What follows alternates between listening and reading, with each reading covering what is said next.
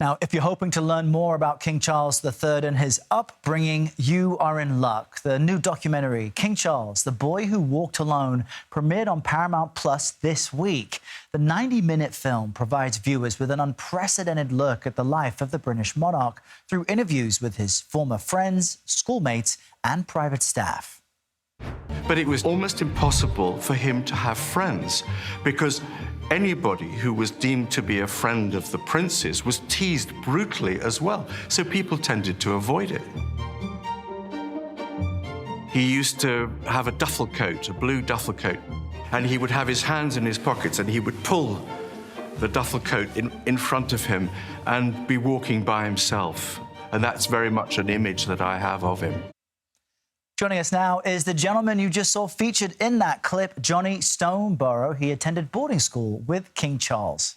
Johnny, great to have you with us. And viewers should know great to be here. Thank you. That it was actually you who, in the doc, calls King Charles the boy who walked alone. So talk to us about why you use that phrase to describe him growing up. Well, when I first met him, it was nearly 61 years ago now.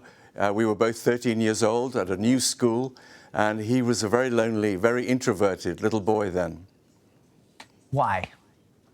I don't know. I mean, he's just a shy nature, and he wasn't really a mixer particularly. And I think he was very badly bullied. In fact, I know he was badly bullied for the first year or two that he was at the school. In fact, I even witnessed it on one particular occasion where we were playing rugby together, and a couple of the other boys decided it would be funny if they beat the future King of England up. And in the scrimmage, that's when you all get together there, they decided that they were going to thump him and pull his ears and generally rough him up. But you know what amazed me is that he never responded. He didn't punch back. He didn't cry or anything like that. He was unbelievably stoic. In England, we call that a stiff upper lip. Right. And that's exactly what he had. It's exactly what I was about to say. But of course, we now know that kids who endure bullying really shouldn't just have the stiff upper lip. You do have to process that type of thing, but none of us know what it's like to be the next king and now the sitting king. So I'm sure things were so much different for him. How then do you think those experiences informed who he became and how he might rule as king? Well, that's a really great question, Errol, because everybody's asking that question. It's, you know, we held our breath when the Queen passed, whenever it was, 6 months ago now. Yeah. We all held our breath and said, what sort of a king is he going to be? But I can tell you, I think that we believe that he's doing a really good job.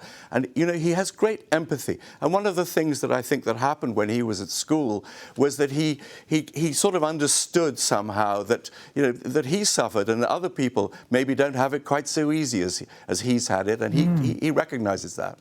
Do you think that he may want to bring some aspects of modernization to the monarchy, considering he's had such difficult personal experiences, not just growing up as the presumed next king, but also the death of his former wife, Princess Diana, the turmoil now between his sons, which is just splashed on every tabloid and is so public. What might he do differently to help reform some of what the institution does? Well, I mean, yes, in that way, he's a very modern monarch.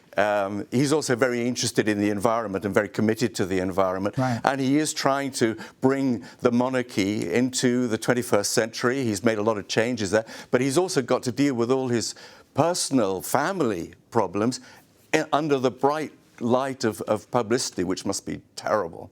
Well, it's great to chat with you, Johnny. Before I let you go, though, since you were a childhood friend, come on, give us a cheeky story or some insight into what you boys were getting up to back in the day. Yeah, absolutely. Well, I can tell you a couple of things. We used to dance together. You know, we did Scottish dancing together. Oh, wow. And there were no girls at Gordonston School. It was completely monastic. So we had to find partners, and I was partnered off with him. Oh, you literally danced together? I was. I danced with the future King of England on a number of occasions. How about that? Well, Johnny Stoneborough, we appreciate you dancing with us a bit today. Thanks for your time. Great. And viewers can stream King Charles, The Boy Who Walked Alone, right now on Paramount Plus.